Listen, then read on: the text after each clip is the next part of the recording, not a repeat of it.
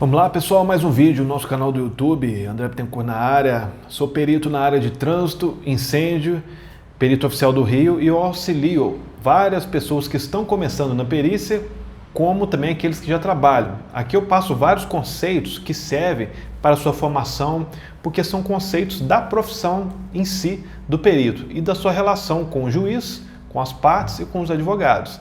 E eu sempre faço os exemplos para a minha realidade, de forma que seja perfeitamente possível se adequar à sua realidade, tudo bem?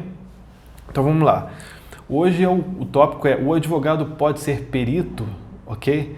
Olha, o advogado, ele é perito no direito, ele não é perito na área de segurança do trabalho, por exemplo, de insalubridade e periculosidade. Ele precisa ser assistido por um perito.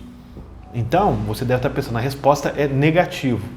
Ok, negativo, mas é interessante, o advogado ele pode entender, compreender os fatos e fazer uma atividade que é próxima do que um perito faz. Na verdade, é uma das atividades que o perito faz. Vou dar um exemplo aqui.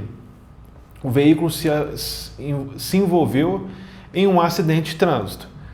Okay? O advogado não é perito. O juiz precisa ser assistido por um perito.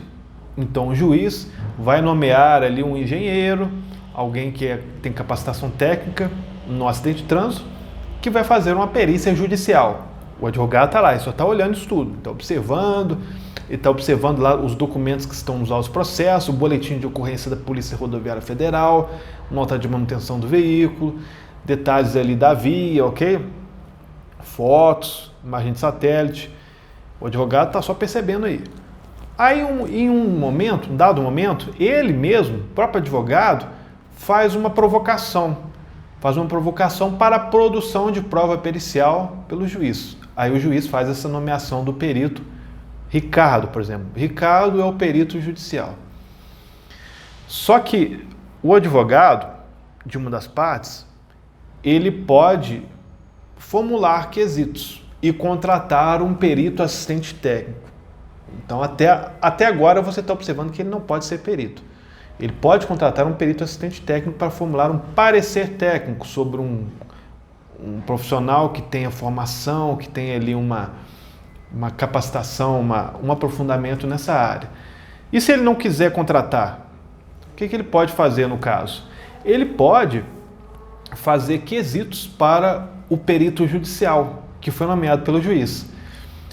Então, um advogado, por exemplo, na área de trânsito, que ele estuda muito, se capacita, ele tem ali um entendimento técnico, enfim, muito aprofundado nesse setor. É claro que a hora do advogado é uma hora valiosa. Ele, por vezes, não é interessante ele perder tempo se capacitando numa área técnica, uma vez que para isso a gente tem os peritos.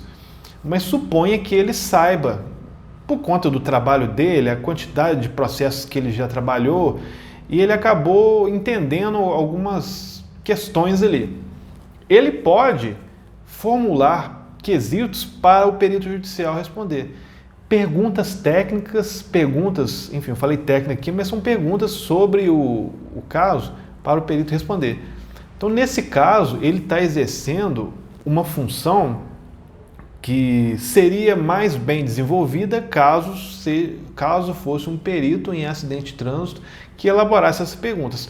Mas o advogado pode elaborar. Por exemplo, na bateria de quesitos. Não sei o que, associados, né? Parará, por exemplo, Saraiva, não sei o que, advogados associados, representando o réu, oferece os seguintes quesitos. Aí tem lá, pergunta 1, 2, 3, vai até a 15.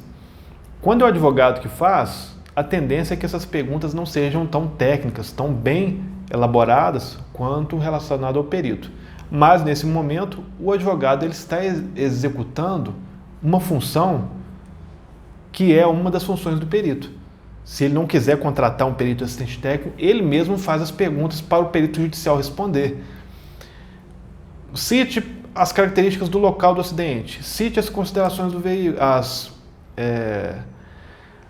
as características do veículo V1, do veículo V2 e por aí seguindo adiante.